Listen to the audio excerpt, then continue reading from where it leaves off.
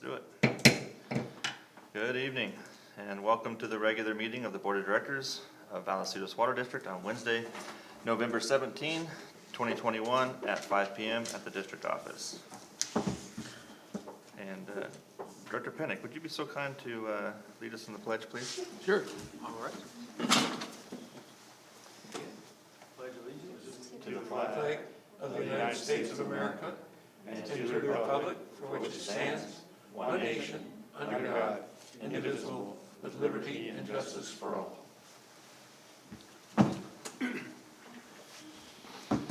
Thank you. We'll go on to roll call. If we can have the roll call up, please. Thank you. Okay, great. We got everybody here. There's no emergency additions to the agenda this evening, so we'll move on through that.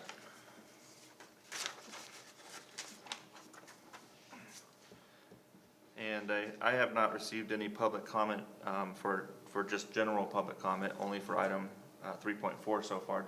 Have we received anything prior to the meeting? I have not been made aware of any public comments that have been submitted. Okay. You might want to adopt the agenda. Oh, yes. I'll entertain a motion to adopt tonight's agenda. Thank you, Mr. Gilpin. Move to approve. Thank you. Second. Okay, we have a motion by Director Hernandez, a second by Director Elitharp to adopt tonight's agenda. If we can have our votes come up, please. Okay, we've adopted our agenda. Thank you again. And that takes us to consent calendar. All matters listed under the consent calendar are expected to be routine and non-controversial, to be acted upon by the board by one motion. There will be no separate discussion of these items unless a board member or member of the public requests that a particular item or items be removed from the consent calendar, in which case it will be considered separately under action items. Is there any items that any of the board would like to discuss in detail, or is there a motion to approve tonight's consent calendar? Motion to approve consent calendar. Okay, thank you. Is there a second? Second. Great, thank you. Okay, we have a motion by Director Pinnick, a second by Director Boyd Hodgson to approve tonight's consent calendar. Please cast your votes. Okay, motion passes unanimously.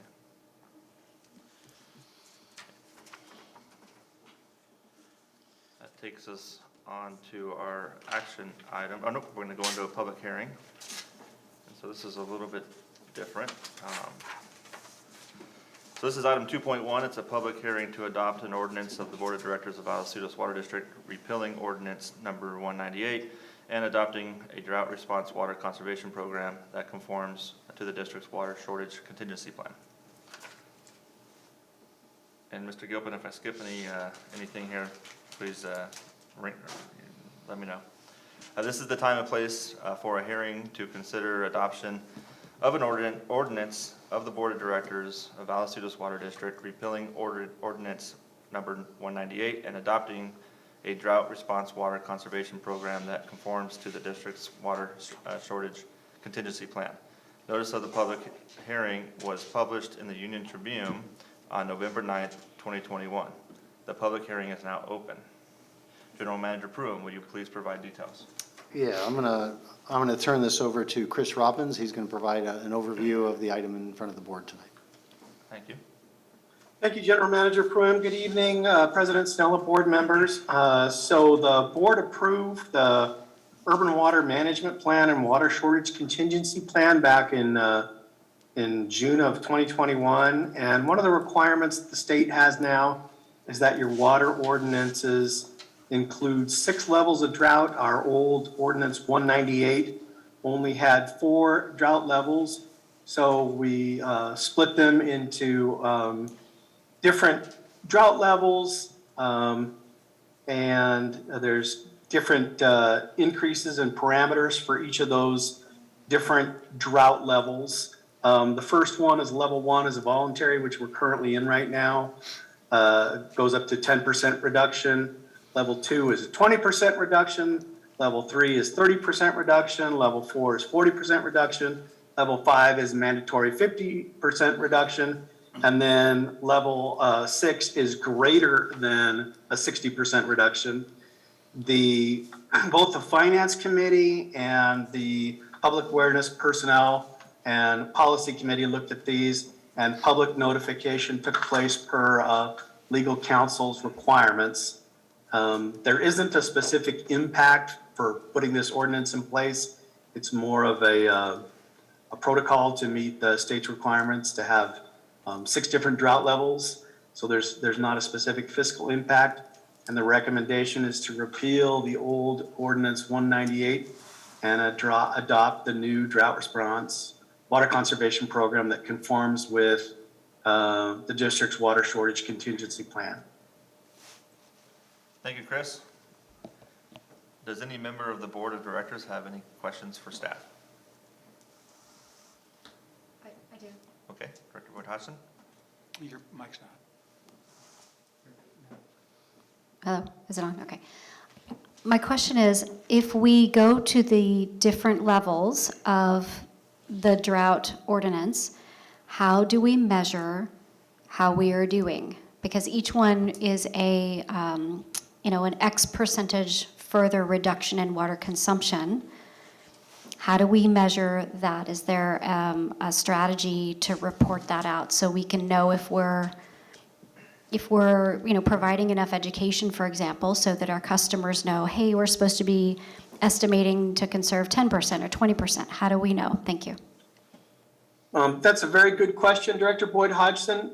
What I did in the past when we were in those specific drought levels was really look at water consumption levels from one period of time versus another period of time. I can certainly start to do that. Typically back previously, I think the benchmark date was 2014, and we would compare ourselves against 2014 data. And our results can fluctuate based on weather conditions. As probably all of you are very well aware, the temperature and the level of rainfall drives a lot of the variable water savings we get. And then a certain amount of our water savings are hardened, as in the customers have already put in low water use fixtures within their property and so forth. So we're just hope to get some behavioral changes. And I can provide that as part of my ongoing monthly report if the board wishes. So President Snell, if I may add, so for comparative purposes, Director Boyd Hodgson, the governor made a recent declaration that he wants everyone to conserve 15%, and that would be compared to 2020 usage. So that would kind of be the baseline, and then we look going forward.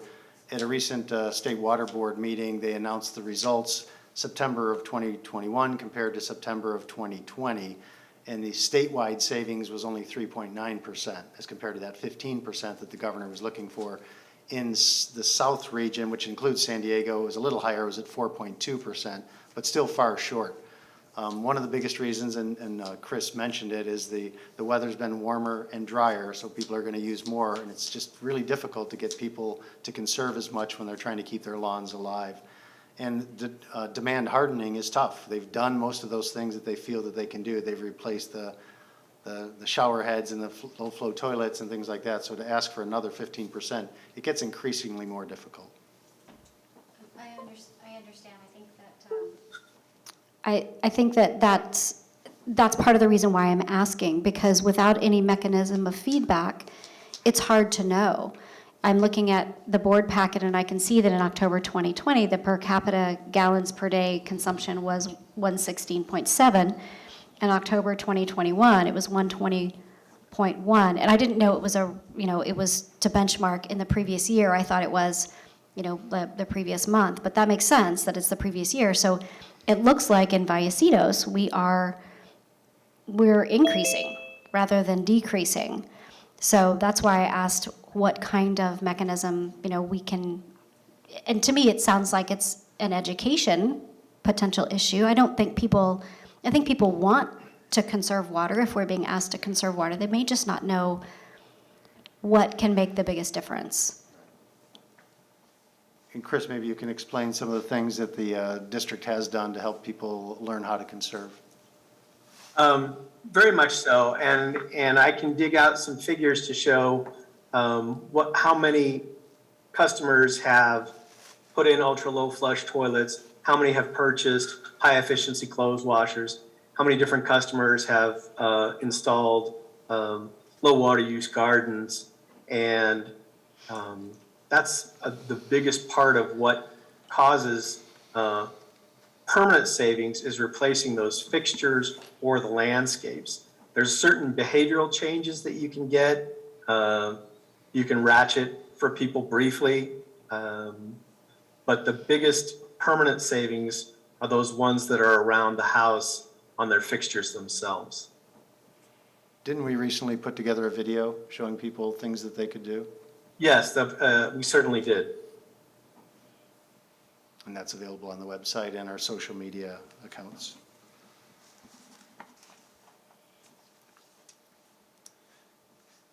Good? Good. Okay. Any other questions by the board? Okay. Does any member of the public have any questions for the board? If so, please state your name and address for the board, and feel free to step up.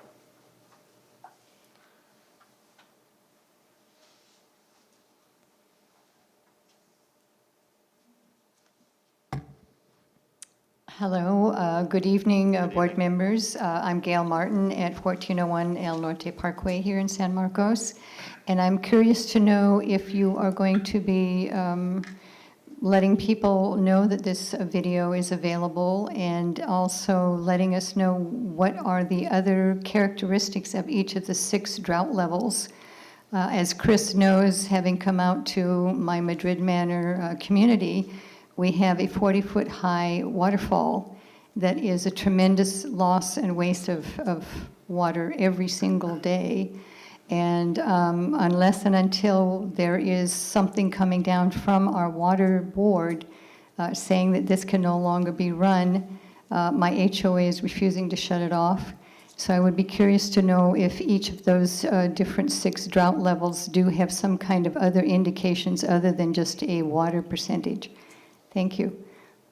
Thank you. You want to? Chris, do you have any specific information about which level would require the discontinuance of recirculating fountains? So I've been out to Madrid Manor, and it's an interesting water feature. Probably years ago, it was really lovely, but time has taken its toll on it. There's a 30, 40-foot springing free fall. It recirculates, so that makes it meet our requirements that it's not a one pass-through system. But it has lost a lot of its appeal, at least in this water conservation supervisor's eyes. It springs out, it's going to lose water through drift and obviously evaporation. And I could maybe speak to the Madrid Manor and their management and maybe talk to them about it, because I'm just not sure it really has that much benefit at this point. Hey, Chris, I think one of the questions was, is there a point in which we get to a certain drought level where we either recommend or force fountains in general to be shut down? There's not a specific call to not allow a recirculating fountain to work, no. Okay.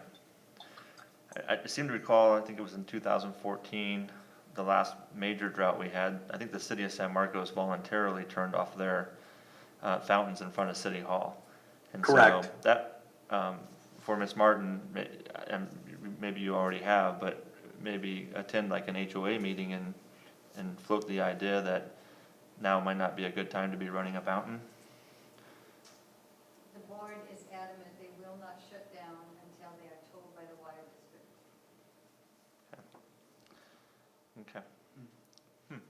Okay. That was gonna be my thing, is from an HOA perspective, it just seems like the residents, if you have enough residents attend a board meeting, I don't know, because, I mean, as far as an agency coming in telling them shut it down. It shouldn't come from within.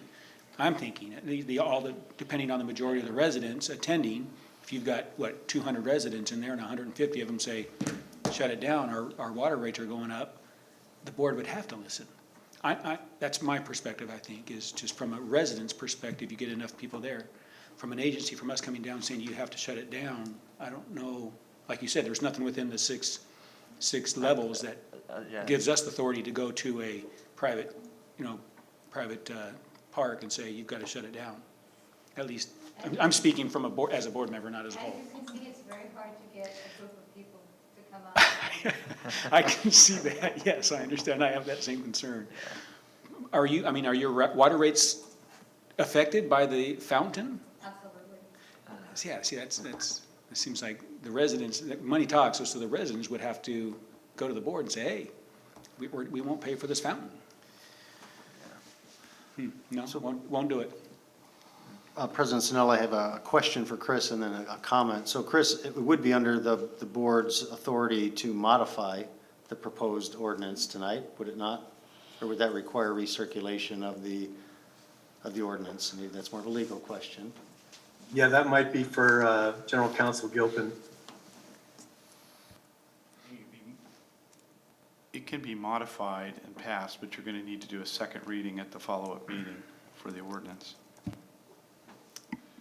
Yeah, the comment I would make is that, for example, if the board wanted to say when we reach level 2, you have to discontinue recirculating fountains. And the target may be Madrid Manor, but that means everybody in their yard who has a small recirculating fountain. So it's those unintended consequences, unless the board wanted to try to help us figure out what flow rate or volume of water goes through. So it's difficult. I think it's a dangerous slippery slope. I certainly understand Ms. Martin's concern, and I happen to agree with her with that specific instance, but I think what's the difference between a fountain and a pool? Are we ever gonna tell people that they can't fill up their pools? I just think that's a road we don't wanna go down, and nor should we. So, from one board member's perspective, while I certainly understand where you're coming from, and I think Director Pinnick said it best by probably trying to mobilize the community, is probably your best approach there. I'm not supportive of changing what we're voting on now to add that, because I think if we're gonna do fountains, then I don't see how we don't do pools. Director Althar. Yeah, just looking at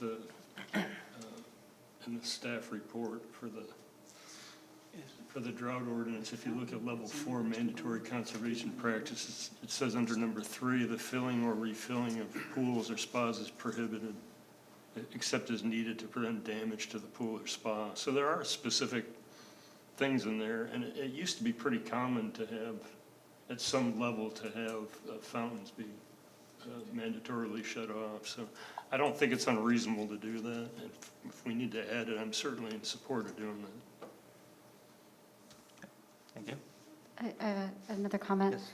It's also the case that in the drought ordinance, we make specifications for pools and fountains that are leaking. And we've talked a little bit about how perhaps this fountain might be in disrepair. It's just a 40-foot drop of water. It's not pretty, it doesn't add anything to the community. Yeah, I think up above it says cascading fountains aren't allowed, so I don't know if that qualifies as a cascading fountain. Certainly sounds like it.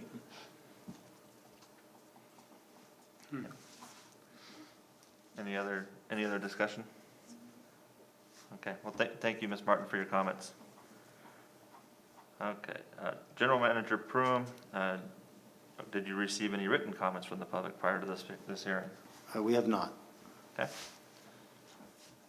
Okay, then that's good. Let's go ahead and close the hearing. There being no other persons wishing to address the board, the hearing is closed. Does any member of the board of directors have any further questions or discussion on this item? Does not look like it. Does any member of the board of directors wish to move adoption of an ordinance of the board of directors of the Vallecitos Water District adopting a drought response water conservation program that conforms to the district's water shortage contingency plan? essentially, is there So moved. thank you.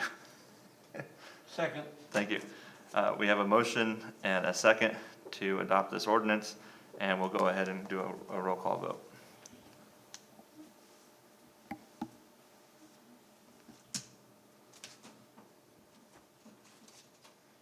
And the motion passes unanimously. Thank you.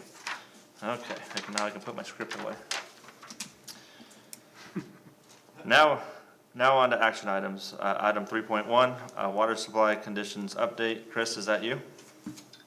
It is, and I'm trying to share my screen. Is it showing up? Yes. Yes. Thank you so much. So this is an update on water supply conditions, and I can start to add in comparisons from 2020 to 2021. And I will start that at next month's presentation. The big news for the district is that we're at level 1 drought watch. It's voluntary, but we do have a long list of permanent restrictions that are not allowed within the district at any time. Some of the information about the state itself, the Northern Sierra 8-station precipitation index, shows the value. I don't know if you can see my cursor right here up at the top in blue, percentage average for this date, 398%. So that's some good news. The snow content itself has yet to really be measured. I don't think they've done the snow surveys yet, so there's no data on that. But Lake Oroville is at 28% and San Luis Reservoir at 15%. The Colorado River has had a shortage declared. We're all aware of that. Colorado River status, Lake Mead at 34% full, and Lake Powell at 30% full. This is as of November 1st of 2021. 3-month temperature outlook, above normal favored for our specific area. And then precipitation outlook is below normal favored. The video I mentioned, we will again push that through social media and on our website. And you all just approved the new ordinance. And the good news for me to tell you is that federal forecasters estimate that the atmospheric rivers that hit the northern part in Central California in late October dropped about 7.6 trillion gallons of water. It's a big chunk. Wow. It's enough water for over 244 million people for an entire year, but we still need to remember that it really is not a drought buster. It was good, and we like that, but we're gonna need ongoing storms and snowpack to improve the situation. In conclusion, we're in a level 1 drought watch status. I still like to point this out, 16% of water use efficiency from the last drought became permanent. Those are those things that people have done that up and down the state that provide ongoing water savings day in and day out. And then again, those storms dropped 7.6 trillion gallons of water. That concludes my report. We'll take questions. Thank you again, Chris. Any questions? Doesn't look like it. Appreciate the report, Chris. Moving on to item 3.2, the land outfall west condition assessment update. Glenn, you want to kick that off, I please? sure will. Thank you, President Sinella. So one of the main focuses of our asset management group is to take a look at the condition of some of our critical infrastructure lines. And one of the lines we looked at recently was the main sewer outfall there, the outfall west condition. And Susan Bowman is going to give an overview of what they found. And I believe we have a member of our consultant team with us as well. So Susan, take it away. Thank you, General Manager Prum. Hello, Directors and President Sinella and Board of Directors. Yes, I am going to present on the land outfall, and I do want to introduce Ari Eldon. He will be sharing in the presentation. He was the lead project manager consultant on the assessment of this pipeline. We did present a more detailed review of our findings at the Equipment and Engineering Committee back on October 11th. So for 3 of you, you have seen this in more detail. So we'll be just giving some highlights about the findings and recommendations and next steps. And let me share my screen.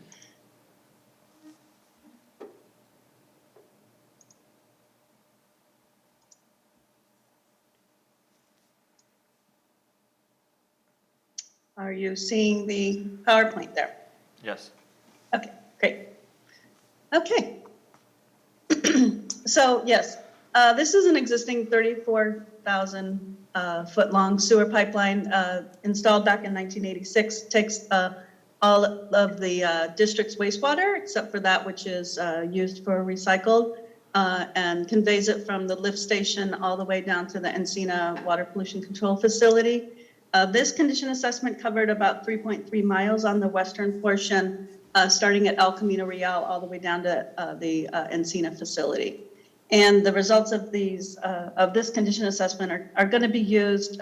Well, you have recommendations from it, and then moving forward, we'll use those recommendations to decide what cleaning, rehab, and replacement needs to occur on this pipeline. We brought the RFP and the award of contract to Hoke Consulting to the board back in January. And Hoke was selected for this assessment. So one of the important aspects of this project was public outreach. We required a lot of notification of the customers who may be affected. The majority of, or really all of this work that was done on this pipeline, the assessment was done in the evening, all through the night due to the reduced sewer flows that were necessary to do the actual inspections. And so we, myself and Mr. Robbins, et cetera, worked very closely with the affected community to let them know that this would be happening in their backyard, literally. We were right in the parking lot of Motel 6. The field work was done between June 7th and 24th. And this slide here just represents the area that was inspected. This is the pipeline. Ari will go into more details about some of the specific findings and challenges that we had along this pipeline. But as we mentioned, there's siphons that are along this, the pressurized pipeline that were part of this assessment. There was also, and there's environmentally sensitive areas. There was construction that was occurring. And another challenging area was the pipeline goes under Interstate 5. So all of these aspects of the assessment were taken into account when we did the planning on this project. And I do want to mention that this pipeline and this particular reach of the pipeline is a shared asset with City of Carlsbad and Buena Sanitation District. And so as such, they shared in the cost of this assessment. And the project team, I just wanted to highlight for you the groups that we worked with. As I mentioned, Vista or Buena Sanitation District, the City of Carlsbad, we coordinated with Encina as we were affecting the flow into their area and also doing inspections within their fence line. And the consultant, as I mentioned, that was selected for this was Hoke Consulting. And they had sub-consultants, the ProPipe, who did the actual pipeline and manhole inspections, and Recon Environmental, who participated to ensure that all of the environmental aspects of the project were met. So with that, I'm going to turn it over to Ari. I'll still be sharing my screen, but Ari will be going through the general findings. Thank you, Susan, and good evening, President and directors. I just want to give a big acknowledgement to the entire project team, specifically the district's operations staff. They really did a phenomenal job supporting us. There's no way we could have completed this rather challenging inspection and field work without a lot of close coordination and support from the district's ops team. So I think, the good news is overall, what we found, the pipelines and the manholes themselves were found to be in decent condition, given their age, materials of construction, and over 35 years of service of wastewater. That said, we did find some defects, and I want to make a note that each morning after we finished a long night of work, we would notify Susan and the team if we had found any type of red alert conditions that would require like an urgent type repair. And happy to report that we did not. But we did find some structural defects, things like lining failure, damage to the surface, and cracks and fractures. Again, all anticipated type issues given the type of pipe and the service. And we did find some defects that affect the operating condition of the pipelines, things like deposits, debris, obstructions, some infiltration, and some roots. But again, no defects that required an urgent, immediate action. Next slide, please. So as Susan mentioned, this slide here shows the eastern portion of the pipeline from El Camino Real heading out through the district easement and out onto Palomar Airport Road. A couple things of note here. There are two siphons, two of those pressurized pipelines. There are of metallic pipeline materials, which are particularly susceptible to corrosion. We used a sonar inspection technology to inspect those pipelines because they are fully submerged. One of those pipelines had an area of a previous failure dating back to the 90s based on conversations with staff. As a 30-inch line was replaced, and then a cured-in-place pipeliner was put in. And so in our inspections, we did confirm that that liner is present, is still in good condition. And we did see confirmed things that we were looking for, such as a pipe diameter change. That's what the engineering plans showed us. We were able to confirm that and did document some settled debris at the low point of the pipeline. Next slide, please. Moving on further to the west, you can see the left portion of the slide is the termination with Encina. So we did find some areas where we had some cracks and some fractures. We did note several manholes where there is no existing vehicular access, and that was both a challenge that we were able to overcome for the inspections and still inspect the entire pipeline. One other big item we want to note is the siphon crossing underneath I-5.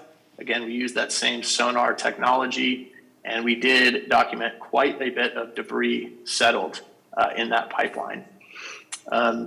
Moving along further downstream, the downstream 90 or so much feet of the pipeline where it enters the influent junction structure at Encina, we've got a 54-inch diameter pipe with some lining failure, and the concrete has begun to corrode.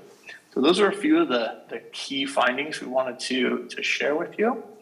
And then if you go to the next slide, we can talk about just some of the high-level recommendations.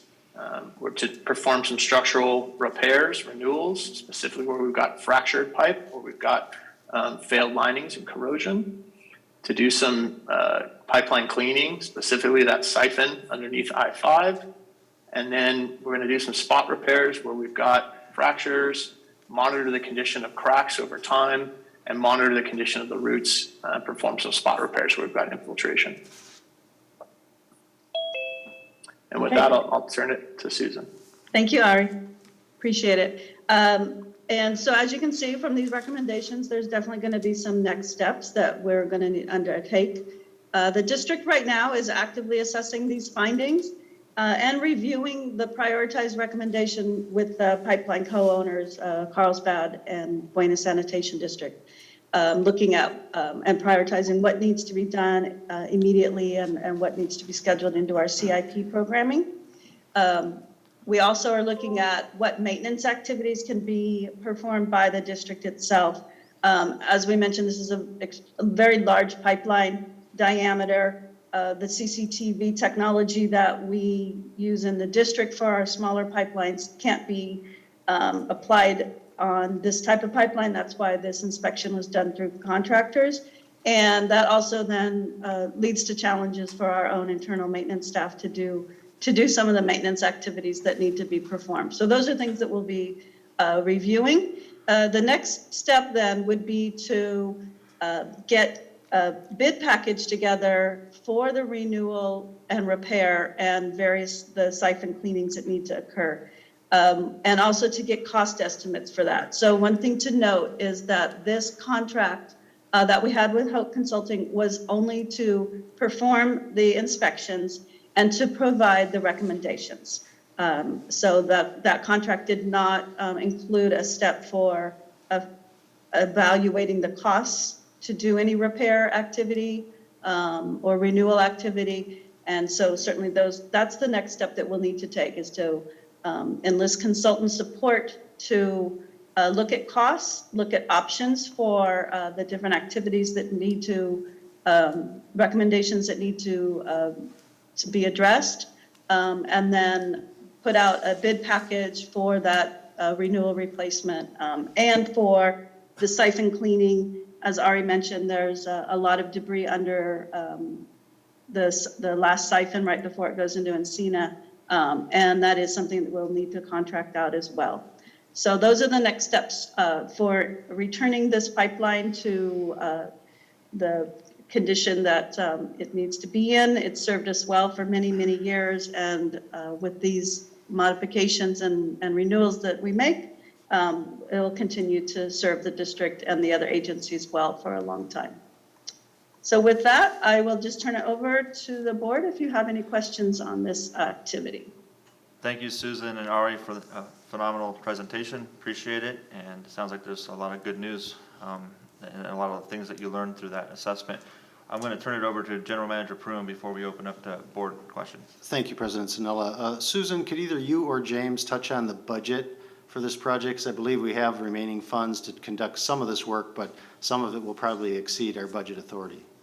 Yes, that's correct. We do have a budget for the Land Outfall West pipeline, and we had $605,000 that has been budgeted for this pipeline.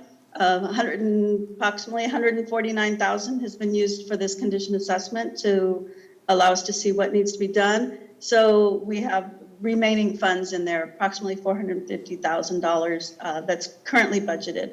As I mentioned, we don't have yet cost estimates, but we have already been in discussion with the other two agencies and recognize that their contributions to the renewal work will require budget action on their part as well.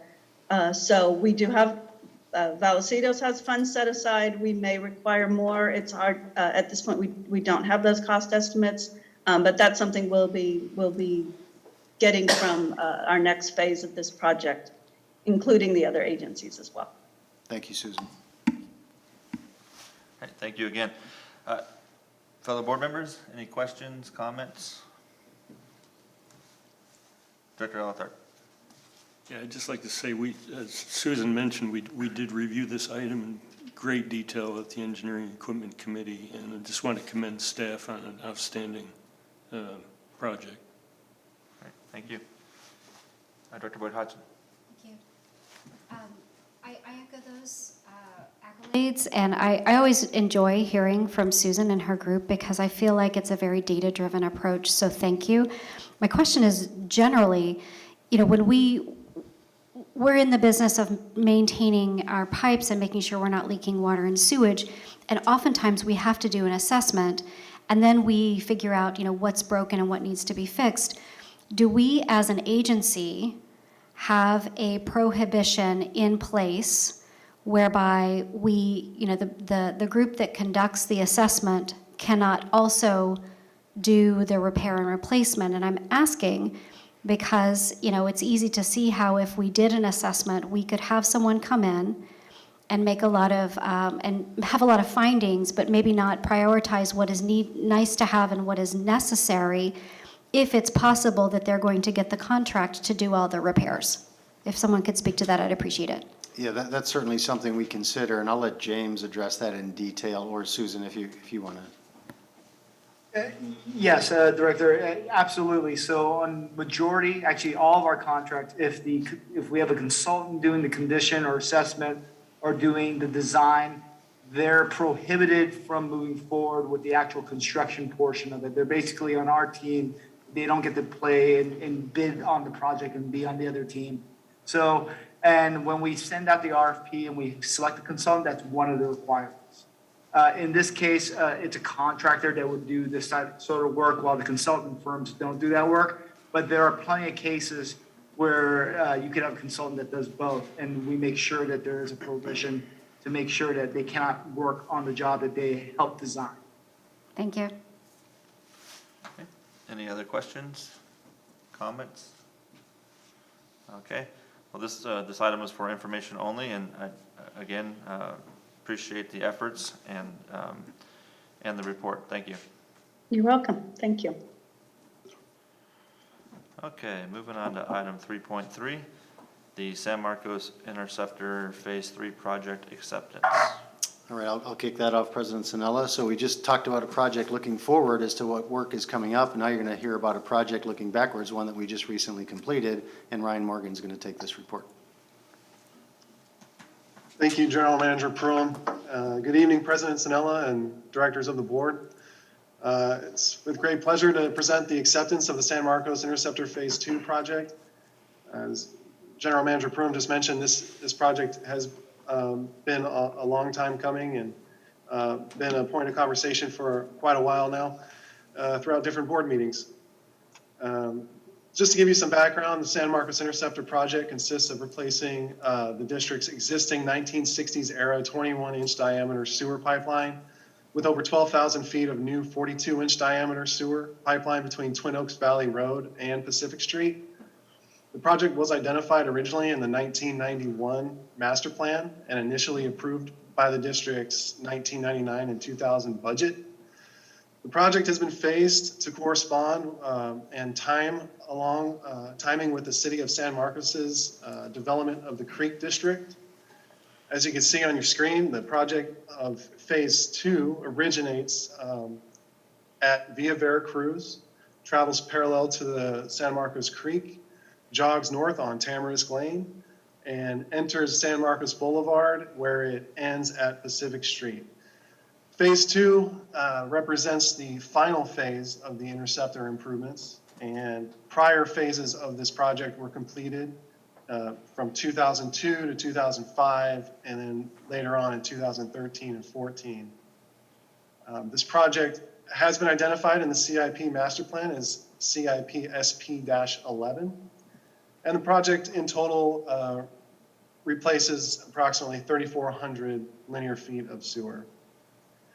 The Board of Directors approved an engineering services contract with Kennedy Jenks Consultants for design and environmental services for the Phase 2 portion of the interceptor in the amount of over $381,000 on August 21st, 2013. Over the course of design from 2014 to 2019, Kennedy Jenks received 6 total contract amendments totaling almost $190,000, some of which was at the request of the city and reimbursed to the district.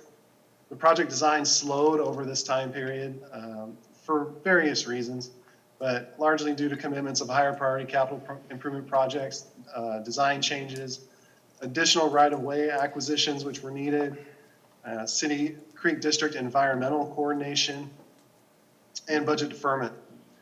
Kennedy Jenks completed the final design, and district staff advertised the project bid in March of 2020. Kennedy Jenks provided construction phase engineering services with a time and material not to exceed fee of $87,000. The board authorized Vallecitos for construction management and inspection services on June 17th, 2020. Vallecitos' time and material not to exceed project fee was $493,614. Vallecitos did receive 2 total contract amendments totaling $211,310. District staff received and opened bids from a total of 10 contractors. TC Construction was the lowest apparent responsive bidder. The board awarded the contract to TC Construction in the amount of $6,310,315 on June 17th, 2020, and construction began on July 26th. Substantial completion was recently achieved on October 8th, 2021, and final completion was achieved on November 3rd. Throughout construction, there was a total of 3 change orders that amounted to $286,734, or 4.5% of the original contract value. The change orders are summarized on your board packet, page number 55 in the table. Staff authorized change order 1 in the amount of $259,654 on January 14th of this year. This totaled 4.1% of the original contract value. This was for various redesign elements of the sewer on San Marcos Boulevard, including a change in alignment of the microtunnel, which went under an existing concrete box culvert in the boulevard. And per VWD ordinance number 146, the project budget, due to its size, was allocated with a 5% contingency. Any change order above this amount would require board authorization. And as such, the board authorized change order number 2 in the amount of $87,719 on May 19th, 2021, which totaled 1.4% of the original contract value, and exceeding that 5% threshold in total. Change order number 2 included extra work associated with poor soils and groundwater conditions encountered in the trench in San Marcos Boulevard, which required additional backfill, material, labor, and surface restoration. Staff received proposed change order number 3 from TC Construction on October 24th, 2021, which resulted in a credit in the amount of $60,638. Staff reviewed the proposed change order for content and completeness for the additional roadway paving restoration in San Marcos Boulevard, an 8-inch diameter sewer rehab and repair, and other credits associated with rock removal and a proposed 12-inch diameter sewer rehabilitation. Upon completion of the review of the extra work items, staff approved proposed change order number 3 in the credit amount of $60,638.87. This totaled 1% of the original contract value, reducing the overall project threshold of 4.5% change on the original contract value, as it's summarized in the table on page 55. The fiscal impact is also broken out on page 55 of your board packet. The project is identified in the current fiscal year 21-22 budget with an amount of $8.75 million. The project funding sources were allocated from sewer replacement, 29% from sewer replacement, and 71% from sewer capacity funds. As summarized in the fiscal impact, the construction contract at $6.3 million, change orders representing 1 through 3 at $286,000, planning and design and environmental efforts, staff overhead, planning, right-of-way acquisition and environmental services during both design and construction, bid and construction phase services by the engineer of record or Kennedy Jenks, and overhead, staff overhead during construction phase, which also included in-house inspection services. Totals just under $8.5 million at $8,429,306, which actually resulted in an overall budget surplus of just over $320,000. And it's with this that staff recommends project acceptance and authorizing of the filing of notice of completion and release of retention funds to the contractor following a 60-day notice period, provided no claims are filed by the contractor in conformance with the contract documents. And I will be able to take any questions there may be at this time. Thank you, Ryan. Any questions from the board, comments? Just congratulations on saving that much money. That's very well done. You saved our customers, $320,000. Congratulations. Thank you. Okay, seeing no other comments, I'll entertain a motion. I'll move for approval. Thank you. Is there a second? Second. Thank you. We have a motion by Director Hernandez and a second by Director Ellertharp to approve staff's recommendation, and we'll go ahead and conduct our vote.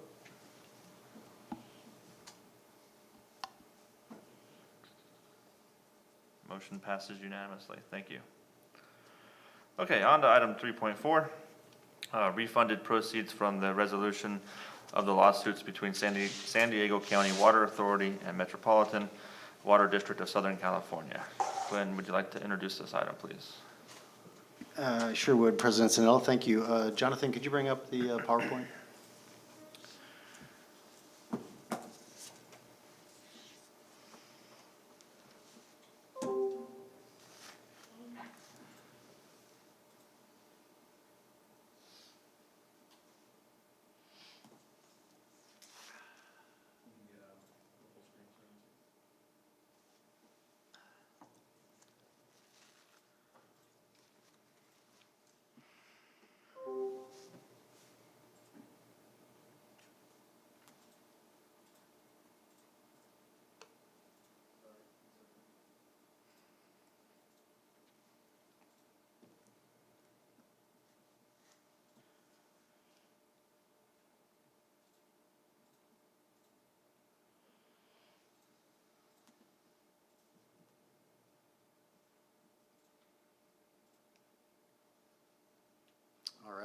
Thank you very much. So good news tonight. The item I bring forward to you is money that'll be going, could be going back to our ratepayers. So, let's see if I can. How come it's not working, Is Jonathan? this the correct presentation? It says strategic plan. Yeah, I think we brought up the wrong one, Jonathan. There's a, sorry about that. We can talk about the strategic plan if you'd like. Yeah, there's another one. It's the CWA. You got it? No, go ahead. I'll keep my hand off the mouse. Yep, this one. This one. Yep.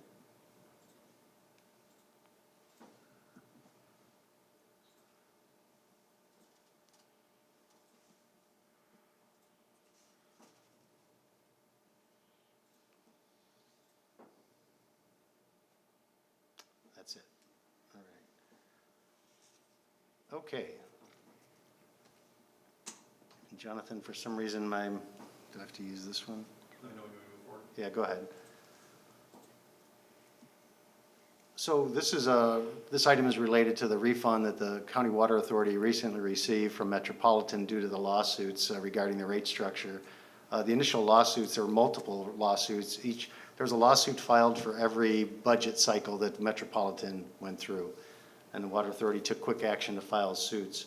And the focus was on the water stewardship rate. And what that means is water stewardship rate is a fund that, or a charge that the Metropolitan applies for each acre foot of water that they sell that they could use to provide funding for projects like potable reuse, things like that.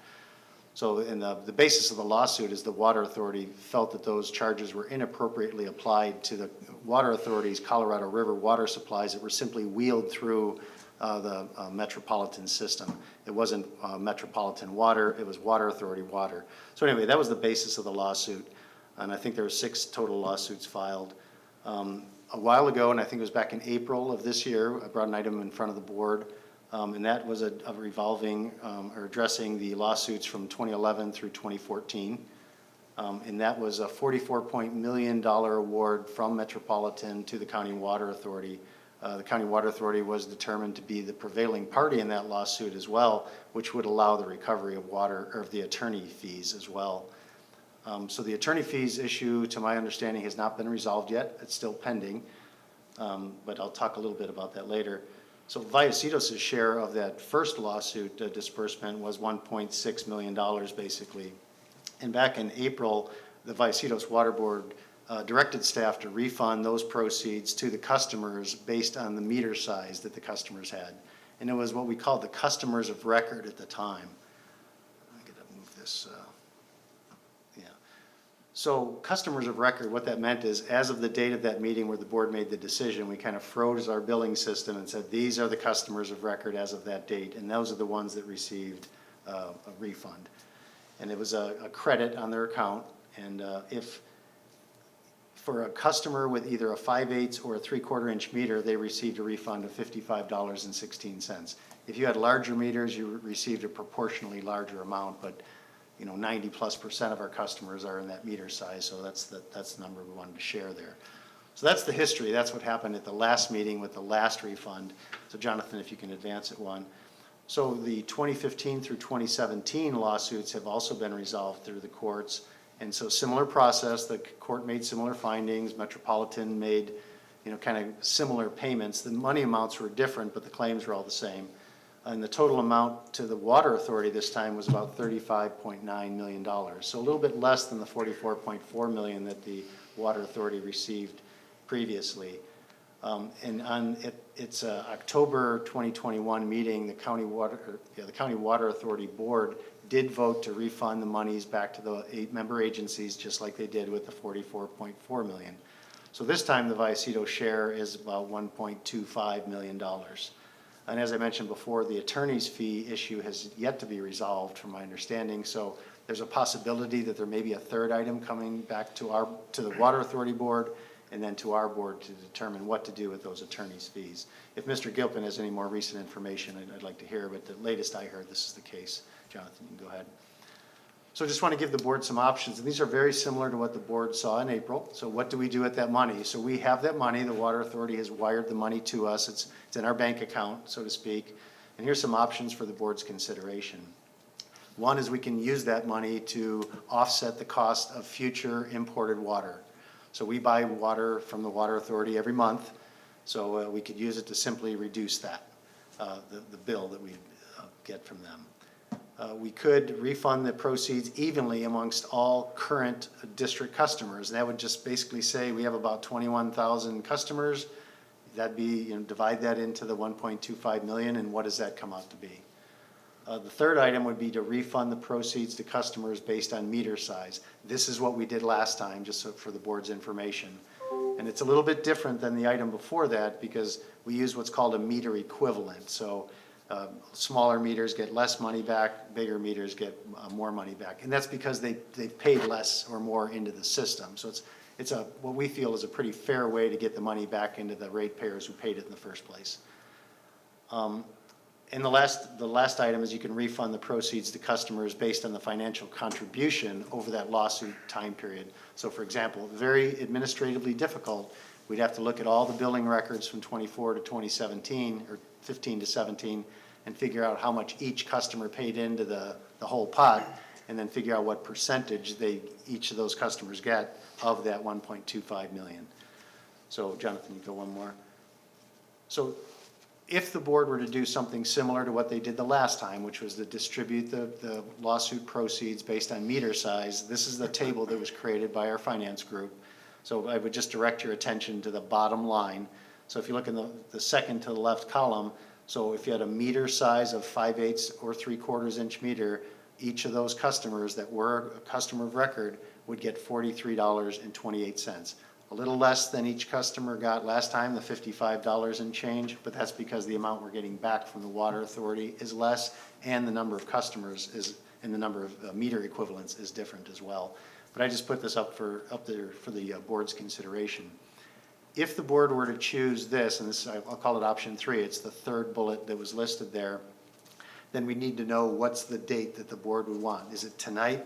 And then we would say only the customers that were customers as of tonight are eligible, and that's what we did last time. I think it was April 7th or 17th.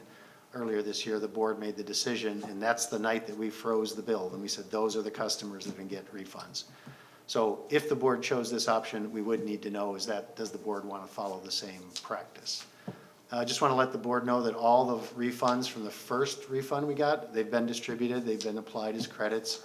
All the customers got it, 100% success rate. It was a pretty big effort, but I think we've learned a lot. So if the board were to choose to do this again, it's still a lot of work, but a lot of lessons learned that'll make it a little bit easier. So with that, I'd be happy to answer any questions. Okay, thank you, Glenn. Before we get to the board discussion, I do have one speaker on this item, Gail Martin.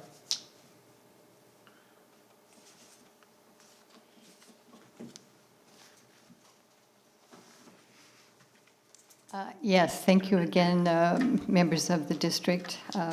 Gail Martin.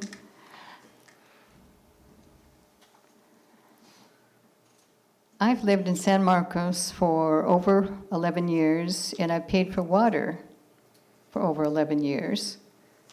From the first lawsuit refund, my HOA only gave each house a $2.50 credit. This was not an adequate refund considering the 11 years that I've paid in. Clearly, I did not get my fair share. I therefore strongly urge you to instead, this time, use this refund to lower the increase of the water supply costs to us ratepayers so we can more equitably benefit, since we're the ones who provided this revenue in the first place. My HOA's 4-inch meter would only give each house a credit of $1.97. Thank you for your consideration. Thank you, Ms. Martin, and thank you for sharing that information. Director Hernandez. Yes, if we chose to reduce the cost of future imported water, what kind of financial impact would that be to the water district? I'm trying to remember if the staff report had specific information about that, but, so we buy about 6 million units of water from the Water Authority, or we sell about 6 million units, so this 1.25 million would be about 25 cents on each unit. And if you times that by a typical single-family customer, they buy about 13 units a month, so if you did about 20, I think it was around 21 cents, 20 cents, times that 13 units, it's, you can see it's not a huge amount, but it's maybe $2.60 a month, and you multiply that by 12, so that would be the benefit that each customer would probably see. Now, that would be all customers, not just the customers of record as of today. So that's ballpark estimates of what you'd see. So, quick math, $24 over the next year? Something like that. If the board were to use it in such a way to actually lower the rate structure. Now, that would be applying it today. If the board just wanted to use it to defray or future rate increases, it would be something similar. So instead of the rates going up to some level, we could keep them maybe 20 cents lower than they would otherwise be. So, but again, your math was right. It's in that $20, $25 or something a year per customer. I just want to make sure that I understand.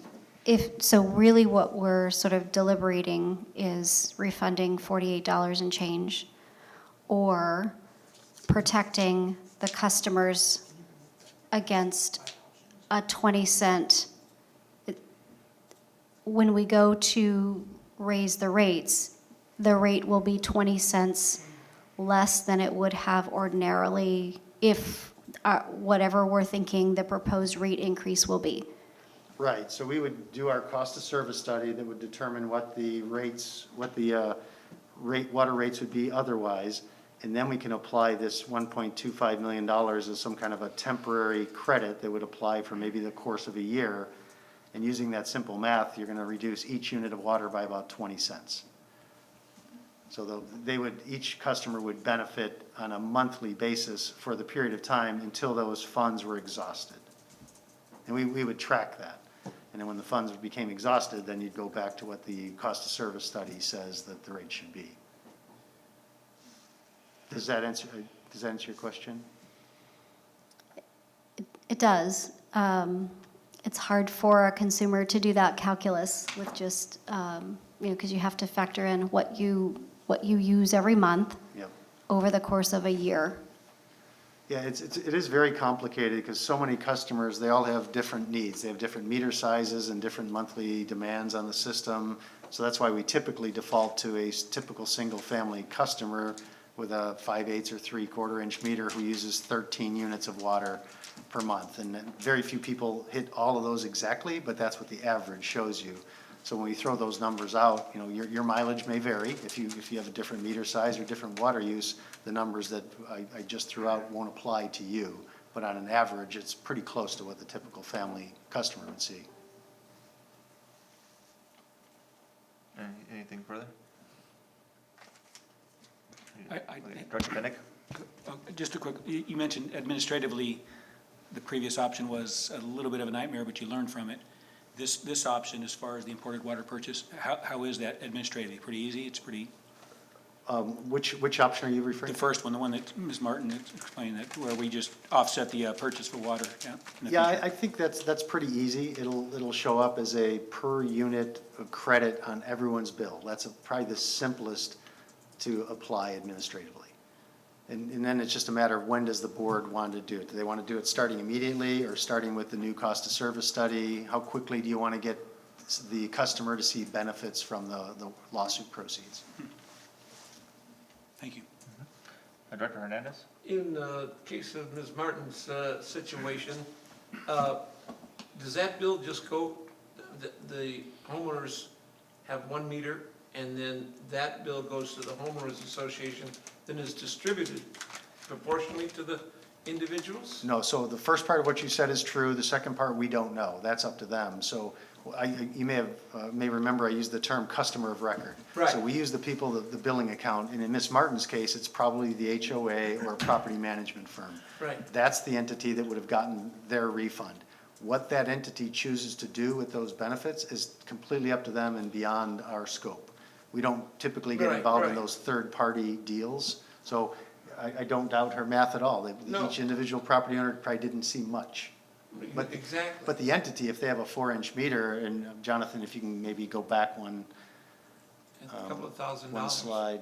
Yeah, so if you have a 4-inch meter, so $650. Oh. If they, that's if they only had one 4-inch meter. If they had multiple 4-inch meters, then they would have 2 or 3 of those. And so they would divide that 648, if they did it easily, by the number of people in the HOA. Yeah, if they chose to refund 100% of it, they would probably Right. do exactly what you suggested. Uh-huh. Some may say, we are gonna keep it all, but we may defer future increases on HOA fees or however they do it. And again, that's not something we typically get involved with.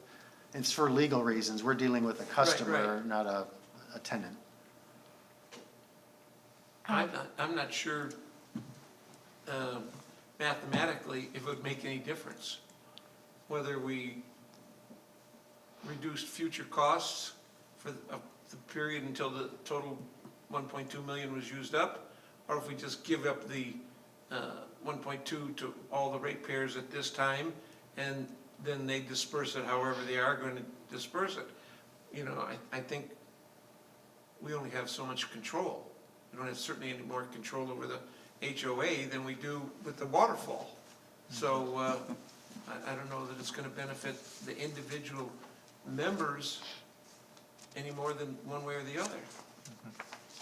Director Boyd Hodgson? I one more question. So we talked about how the rate increase protection would last until the $1.2 million runs out. What is the estimate for how long that would take? Well, we would do the math to kind of force it to be about a year. So you may remember I mentioned that we sell about 6 million units.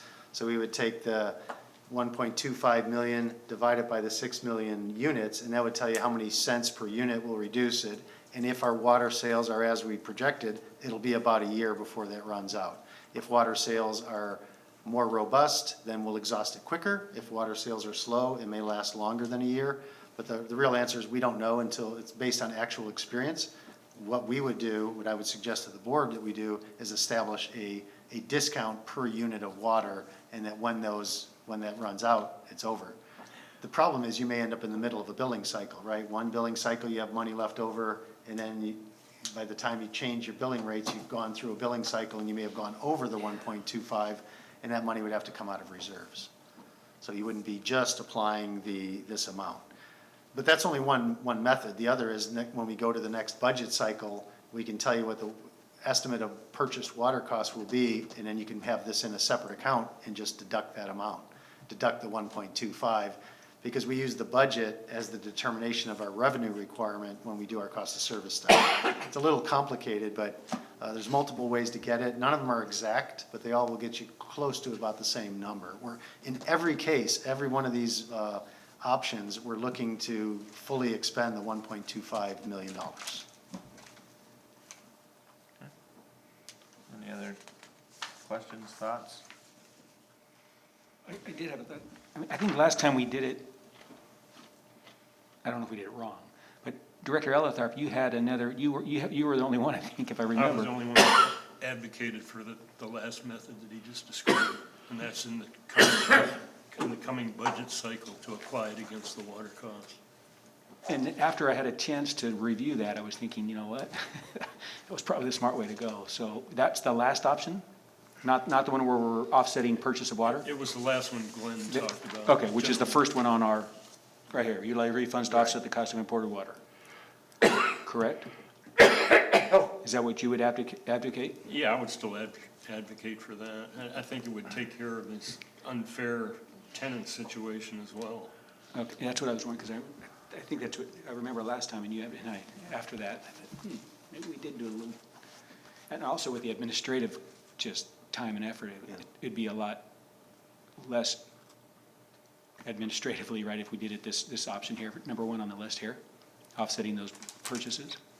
It'll be differently administrative. I don't know if it'd be more or less, but it would be different. Just a I'm looking at the staff report, and it does say the estimate was, over the course of 1 year, a typical customer would realize $31.20 in reduced costs if they use 13 units per month, every month, and got a 20 cent per unit. So ballpark, so the one option, the meter equivalent, a customer would benefit for $43.28 if you did it by meter equivalents, and that would be upfront. Or if you'd used it to defray future water purchase costs, they would receive a benefit of $31.20, but it would take them a whole year to realize that savings, because they'd realize a benefit every month. So the typical single-family customer would realize less of a benefit, and it would take them longer to see that benefit. Can you repeat, it was $31 and, $31.20. It's on page 60 of your board packet if you have it. I don't have it up to share, but it's the next to the last full paragraph on the page, right around in the middle of that paragraph. And that's kind of the method I said. So it's taking that 1.25 million, spread it over 6.1 million units of water, was approximately 20 cents per unit. And when you do the 13 units per month over 12 months, and you do that math, it comes out to be $31.20 a month that a customer would benefit. But again, they'd have to be getting that benefit every month for a year before they realize that $31.20 savings. Whereas if you refund it, they see the full amount upfront. And there's probably some value to being consistent. We treated it one way last time, so this will be treating it different, which may raise questions. Some people may like it, a different approach. Some will question, why did you do it one way and do it a different way? I'll mention last time, all the general managers talked about this, and Vallecitos is the only agency I'm aware of that did it the way we did it before, this direct credit based on meter size. Most other agencies put it in a fund to offset future water purchase costs, and then they came up with estimates of how much each customer would benefit over the course of a year. We're cutting edge.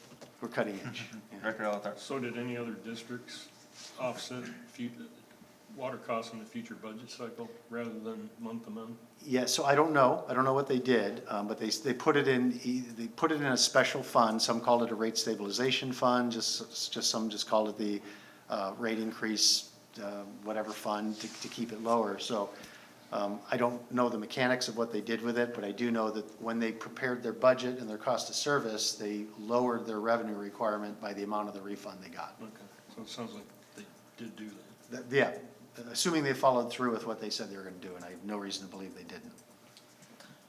And Glenn, the $31 estimate, that's based off a typical single-family resident, Right. 13 units. So those larger metered customers, they're going to use significantly more than 13 units per month, and so they'll still realize a greater refund. Correct. By dollar amount, they'll receive a bigger refund, Yeah. right? And people that only use 3 or 4 units receive a corresponding lower amount of benefit through that Yep. approach. Over time, just not one time. But Yes. so this mobile home situation is near and dear to me because I do have a couple of large mobile home parks in my district, and I meet with them. Before COVID, I met with them fairly regularly for pancake breakfasts and just to kind of keep them up to speed with what was going on. And I just reached out to Glenn yesterday on a question that one of the residents in Palomar West had for me, and I wasn't comfortable. I think I expressed it when we did this last time that we were, finding or selecting an option that didn't include them. However, I also weighed that with, what was the greater good for the majority of the people. We didn't have a perfect solution, unfortunately, but I thought we took the appropriate steps at that time. I'm not convinced, though, if we gave the mobile home park management companies 20 cents less per unit for a period of time, how do we know if that savings is going to be passed on to their residents? Yeah, we have no way of knowing, or no way of controlling it. we could probably find out, but we couldn't control it if we didn't like the way they applied the Yeah. credit. I mean, because and correct me if I'm wrong, but the management bill theoretically will go down. Probably, they're buying so much water, it's probably, they may not even notice it went down, right? It might, if they're buying, I think Palomar West, it's like over $350,000 a month or something, and so if it goes down $3,000, they may not even, it might not even catch their attention, right? And so they probably will just continue to bill their residents the way they always bill their residents, and so I'm weighing that along with, you know, what option to select, because I don't know, while I do appreciate the attempt that we're trying to make, I don't know if we're gonna actually achieve the results. And it sounds like we're just gonna give more money to the mobile home management companies and less money to just our average residents. I would think so, when you lower the rate, the bill is gonna go to the mobile home at a lower rate, and they typically split the bills up to send them out. So they're not getting a refund check that they have to send through, they're getting a bill at a lower amount, and that's what they're prorating to their residents, versus getting a check in the mail that they then deposit and don't have to share with the tenants. Possible, yeah. I have a comment. So as we've been talking, I've been crowdsourcing to find out what my constituents want me to do. I have heard from 5 people. They would like to protect against future rate increases. But putting that out there, I don't know if that would help anyone. It helps me. But I wonder if there's a way that as an organization, because I'm sure it's not only the mobile home parks that are facing this situation, I wonder if there's a way that when we embark upon this journey of distributing this money, we can explain why we did what we did, and we can enlist the help of our PR folks to help make it known to folks that live in mobile home parks, for example, or other places, so that they can be aware that if they want to organize and go to their management and say, you know, we know that the water bill was less. What are you planning on doing with that? It's not ideal, but it's a way to at least give people the tools that they could use to organize themselves and approach their management company. We can't control the management company, of course, but we can provide education to help folks better argue their case, and also let the management company know that the folks know that they were paying less in water. I'm trying to figure out a way to advocate without overreaching, but also, you know, going beyond what we can do. I do notice that Mike Arthur has his hand up. Would this be an appropriate time for him to chime in, Glenn? I always benefit from Mike Arthur's wisdom. Okay. Mr. Arthur, welcome. Good afternoon. Can you guys hear me? Yes, sir. Good. I was driving home listening to you guys, and just 2 points. Director Boyd Hodge, and you are correct. The information and handing out in PR and all that is very important. I believe Chris's group did a very good job of that last time, and he specifically noted to HOAs that please talk to your HOA representative for any refund amounts. And I just wanted to clarify one point, that if we do the refund of the, Glenn, I forgot the amount, $46 or whatever it is, it's not a refund check, so the HOA would not get a check. It would just be a credit off their bill. So in the example that we gave before, if their bill was normally $350,000 and their refund was $3,000, their new bill would be $347,000. Thank you, Mike. Just to add what Mike said about the public outreach, we did mention to people, you may want to see your HOA, but we weren't trying to advocate or favor one group over the other. We just said, hey, here's what's going to happen, and if you may want to contact your HOA or property manager to discuss it. Because I don't want to get the district stuck between those two entities. And Director Boyd Hodgson, you're right, it's not just mobile home parks, there's anybody in an apartment, Yep. if you're in one of these small industrial complexes, a tenant in a big building, there's a lot of customers that fall into the same category as Madrid Manor. So I don't know what percentage of our customer base, but it's a big number.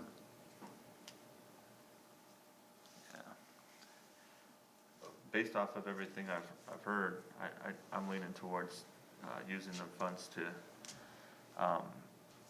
to offset future costs, because I think that probably will positively impact the most customers. It's not a perfect plan. I don't think there is a perfect plan. But I think at least it provides a chance that we talked a lot about the mobile home parks, that the mobile home park management companies will do the right thing. And no guarantee, but it provides that opportunity, and that's kind of where I'm leaning right now. So we haven't done this before. I would suggest if the board wanted to go in that direction, then maybe we can take this item back to the finance committee to fine tune it, if that would be okay. It's a pretty straightforward approach, but there may be some subtleties, and it'd be quicker probably to take it to the committee than it would be to Would there bring be it back enough time the to board. get it on our next finance Yeah, committee and agenda? I think it's on the 22nd, and we can have a discussion about it there. I'd be open to that, if my colleagues are. Yep. Yeah, just to clarify that, are you talking about crediting month to month going forward, or in the next budget cycle? Because there's two different ways. Well, right, I'd need clarity on that too, and that's something we could talk about with the finance committee. So we could either start it, we can pick a random month, maybe say December or January, and say, starting that month, we're gonna provide a credit on each unit of water Month to month. served every month Yeah. for the next 12 months. And then the number ends up, depending on how much water we sell over those 12 months, you'll have to compare that to the 1.25 million. Alternatively, we could say, let's just hold on to this money until we finish the cost of service study and do our next budget and set rates and address it then. But that could be 4 or 5 months from now, by the time the board's actually taking action on that. So which one of those, are you advocating one over the other, or do you want to look at both? I'm open-minded to both. I think the more we dilute it over time, the smaller it's going to be, and when you're talking about big numbers like $350,000, now if that goes to refund for that month of $350, I don't think any of it's gonna go to the customers, right? It's too small, it's not gonna ping the radar screen. And so, it's never easy, and it's such a kind of a heart-wrenching matter. I've built so many relationships with the folks who live there, and I don't think this will come to any surprise to anybody, but they're seniors. Most of them are living on fixed incomes. They don't have a lot of extra money, and every little bit helps them. And it's unfortunate that we're not in a position to be able to directly send them a refund like everybody else. I thought you were gonna say something. Okay, so, I'm sorry, go ahead. Could we? I don't know, didn't sound, unless there's. I'm gonna look here. So, the could we provide rebates directly to benefiting customers who aren't customers of record? The meter's not Yes. in their name. So that would take a lot of work, because we'd have to look for every mobile home park, every apartment building, every kind of tenant occupied thing. We'd have to find how many tenants, how many benefiting people are there to try to figure that out. And quite honestly, that would dilute it too. We have 21,000 meters. I have no idea how many people we have, how many units that would be subject to that. That would be a lot more administrative work.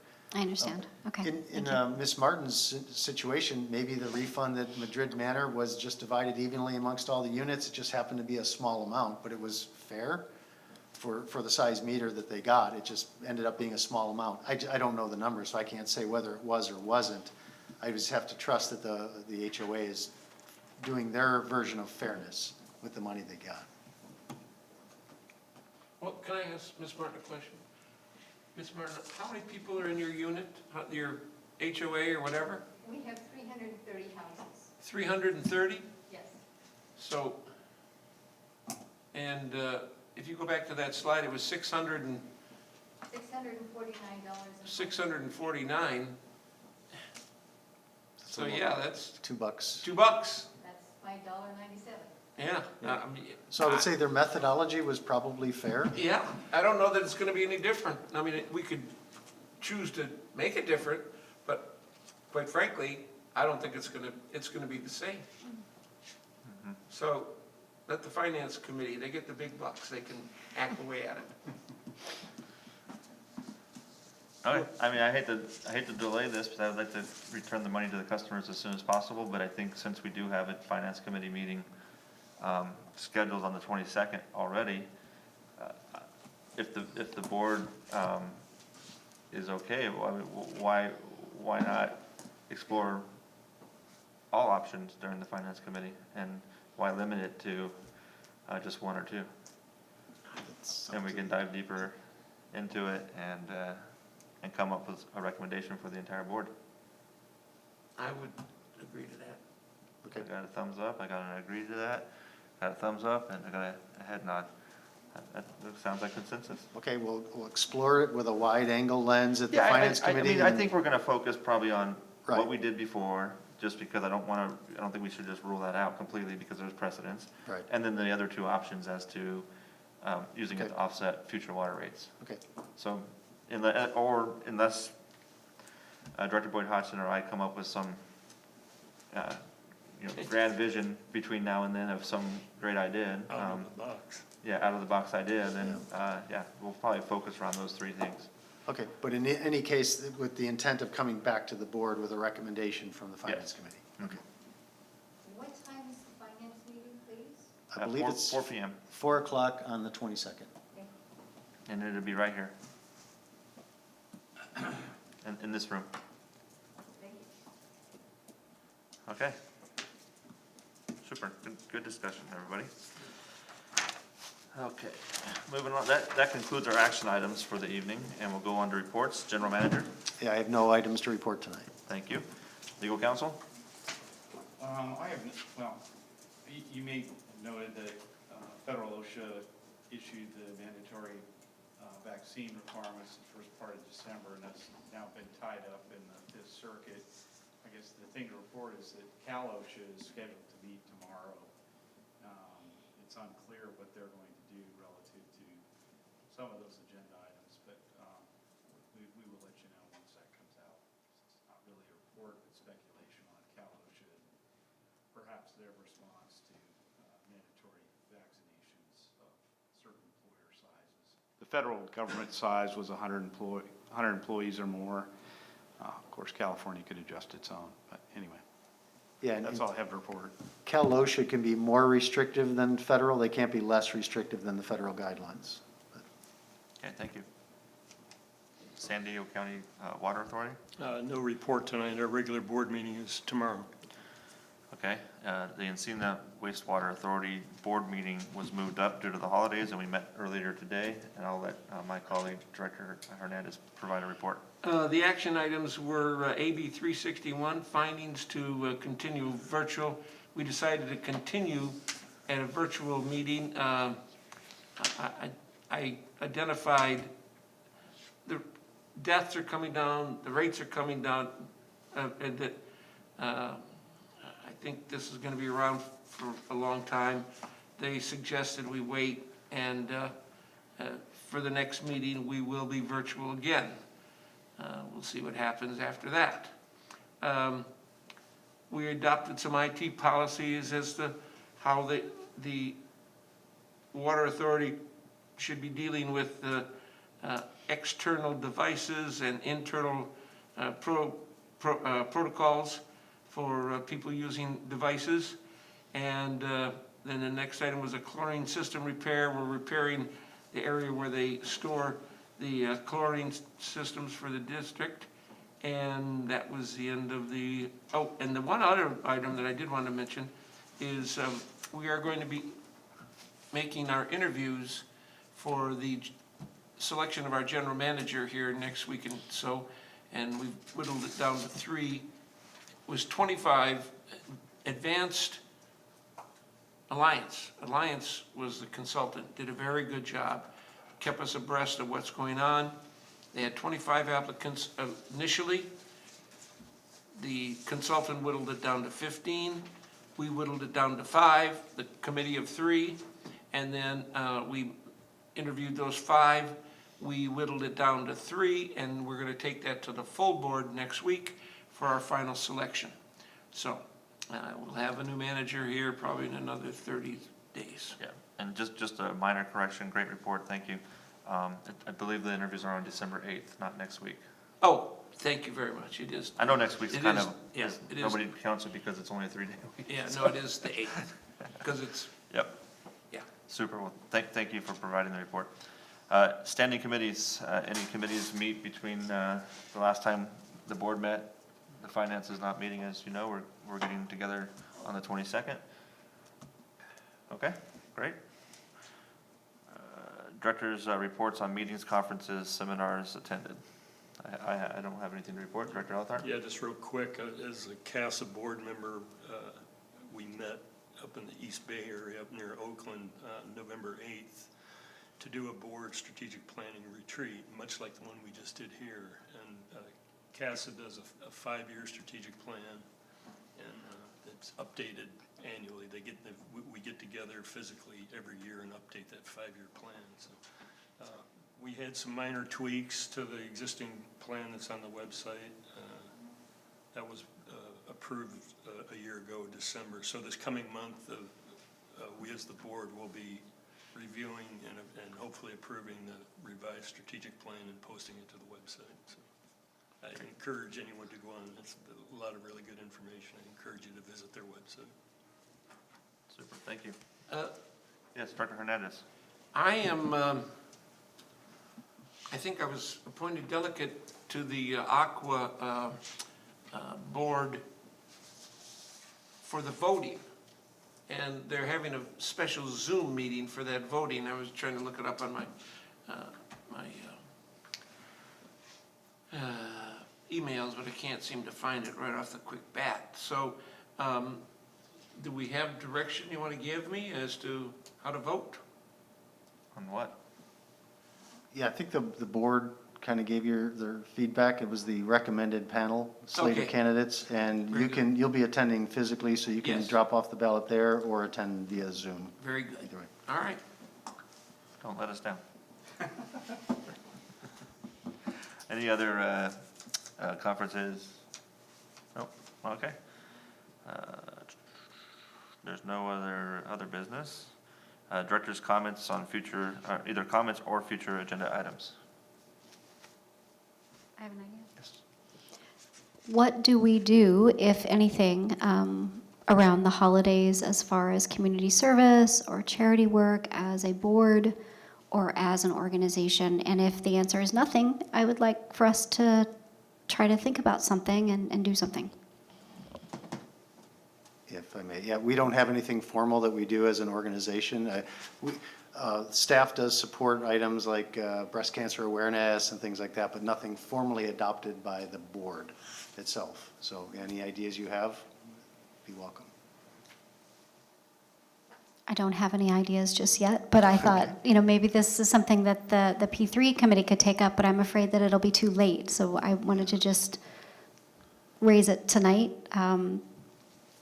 Collecting toys, new toys for folks, collecting food, those kinds of things are pretty easy to arrange. But I don't know if we need a formal vote on that, but it would be nice if we did something as an organization and had board participation in the community. I think it's a great idea. So we do have 2 board meetings left in this year. We have December 1st and December 15th. If the board would like, I could place an item on the calendar for December 1st, and we can discuss it more, because we can't really discuss it right now, but Does, if you like. does staff do anything like Toys for Tots, like a collection in the lobby, or a Christmas tree that you pull the tags off and then you buy a gift for? Yeah, a from needy time to time, child? things like that have happened. I don't think there's anything, right now with COVID, it kind of, Yeah. anything that was in place went away. So I'm not even sure what organizations what help they're looking for right now. Their need is probably greater than ever, but just the ability to interact is very, very limited right now. Okay. So, But I can ask around and see what things maybe we've done historically, any things that are currently underway. That'd be nice. Good suggestion. Any other future agenda items, comments? Yes. Just, well, just on her comment, I mean, there's a lot of things already going on out there, so maybe as an organization, I know there's adoptive families, and maybe as it's a pretty easy thing we can do, adopt a family through, whether it's an interfaith group or something like that. So I do know some groups that, and I was just thinking as you were talking, maybe we could just adopt a family, and it's a matter of, you know, just putting the word out saying we need size 6 shoes for girls and a purse and a toy. But something like that could be pretty quickly put together. But I know there's just so many charitable organizations that at least we should be involved individually, if not as an organization. And Director Hernandez? I just wish everybody a happy Thanksgiving, safe and great holiday. Ditto. Okay, that takes us to item 7.1, which is adjournment, and we are adjourned. Have a good evening.